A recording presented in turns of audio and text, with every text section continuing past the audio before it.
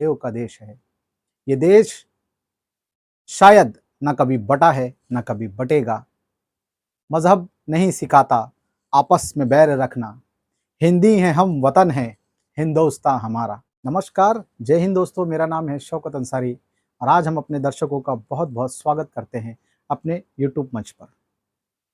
भारतवर्ष में लोकसभा चुनाव की भरपूर तैयारियां चल रही हैं। प्रचार चरम सीमा पर है।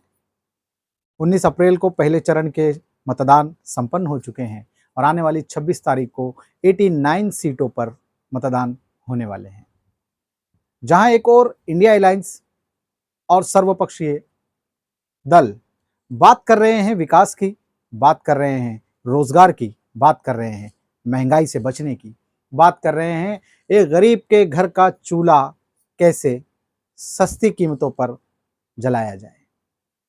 और एक और जहां सत्ता आसीन पार्टियां, देश के प्रधानमंत्री जी रांची की अपनी उस सभा से खुले मन से लाखों की तादाद में जहां भीड़ इकट्ठा है उन्हें सुनने के लिए, वो उनसे ये संबोधन करते हैं कि वो संबोधन सुनकर शायद आज भारतवर्ष की गरिमा बड़ी शर्मसार हो रही है दोस्तों। क्योंकि 2014 लोकसभा चुनाव से चलकर 2019 लोकसभा चुनाव तक पूर्ण बहुमत की एक मुठ वाली सरकार चली है और विकास के मुद्दे पर चली है। और आज वो विकास का मुद्दा चलते चलते न जाने क्यों मंगलसूत्र पर आकर रुक गया है।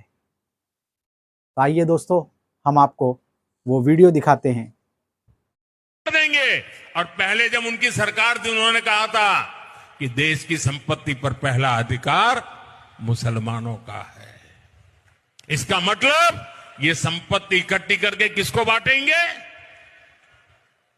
जिनके ज्यादा बच्चे हैं उनको बांटेंगे। घुसपैठियों को बांटेंगे। क्या आपकी मेहनत की कमाई का पैसा घुसपैठियों को दिया जाएगा? आपको मंजूर है?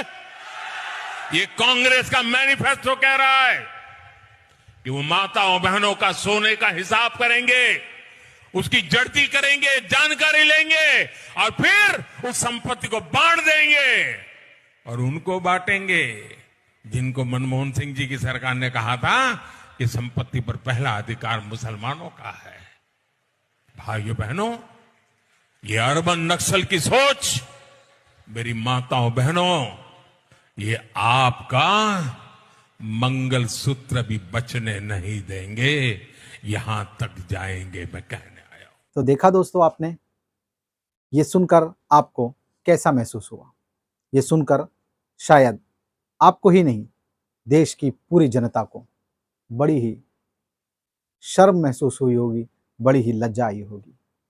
क्योंकि ये देश, ये भारतवर्ष असंख्य स्वतंत्रता सेनानियों के खून से रंगने के बाद आज़ादी हासिल करके ये देश बना है। ये देश परम पूज्य डॉक्टर बाबा साहब अम्बेडकर का देश है। ये देश भगत सिंह का देश है। ये देश सुखदेव का देश है।